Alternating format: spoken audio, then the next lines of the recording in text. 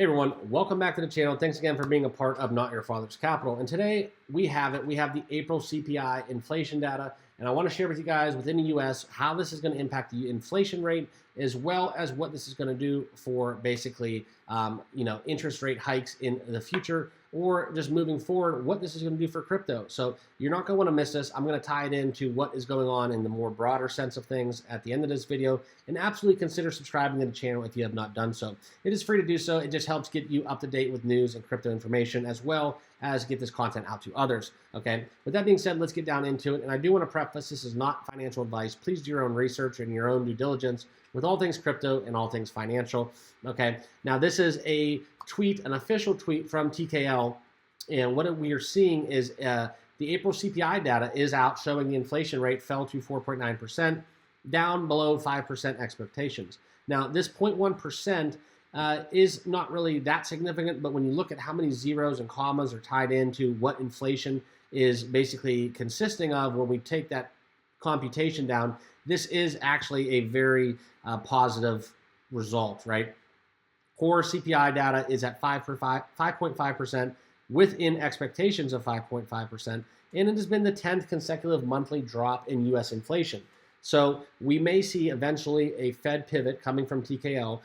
Now, what we have seen is basically and heard is that the Fed and Powell and his team are basically steadfast on holding to that 2% target for inflation.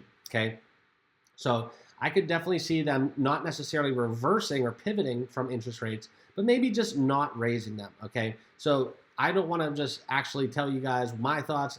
I don't know this. This is Jay Powell. He absolutely just continues to control this narrative and directive. So whatever I say or whatever I guess is just going to be worthless in the grand scheme of things, because they have not operated the way I would have over the last year. I think this needed to be tackled in a more heads-on approach, and we could have been out of the woods by now instead of dragging it on.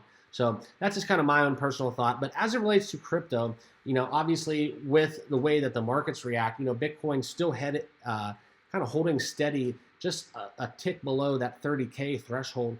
That is where that, we have seen Bitcoin kind of level off. We've seen a lot of stagnancy and staleness within the crypto markets, altcoins, blue chips, what have you.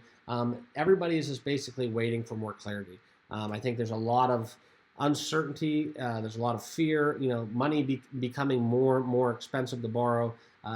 People will get a little shaky. And I think being in a volatile digital asset, albeit a good escape and refuge when the banks are collapsing, when inflation's high, it is the digital gold, right? That is what Bitcoin was out there to do.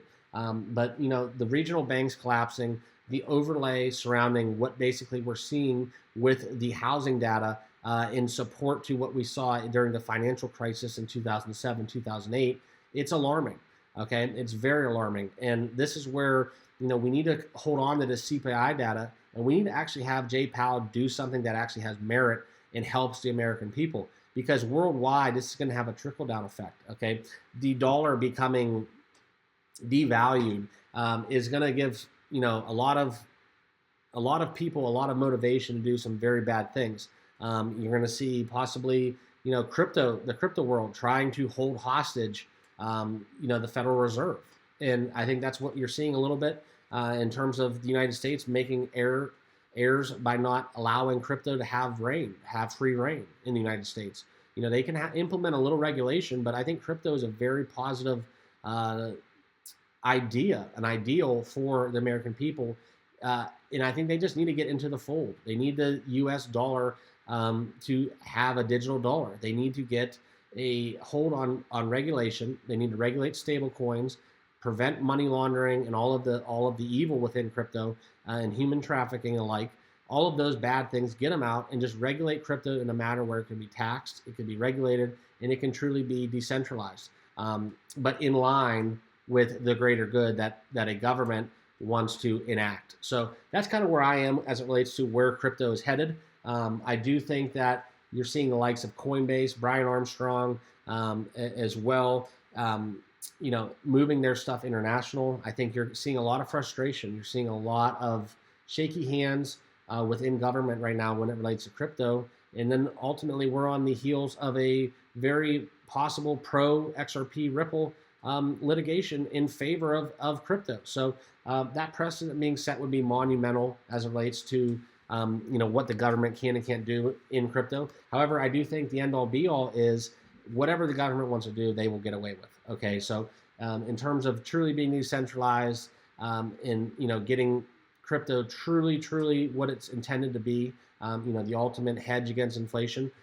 Here we are, we're in battle with inflation. So this is where crypto is going to have to ultimately spread its wing and take its next step forward, because right now we're in a holding pattern. So it's going to be very fascinating to watch, see how this all transpires.